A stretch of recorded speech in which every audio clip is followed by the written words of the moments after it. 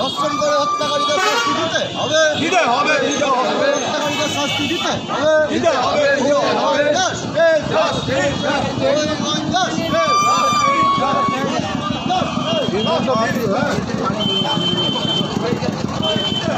ওই